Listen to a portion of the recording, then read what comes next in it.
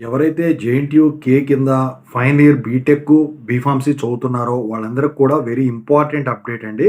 ఖచ్చితంగా తెలుసుకోవాల్సింది, ఖచ్చితంగా పాటించాల్సింది, ఖచ్చితంగా చేయాల్సింది. సో, దాని గురించి చెప్తాను. ఇంకేమైనా డౌట్స్ ఉంటే మీరు కాల్ బిఫోర్ ద్వారా కాల్ చేయొచ్చు.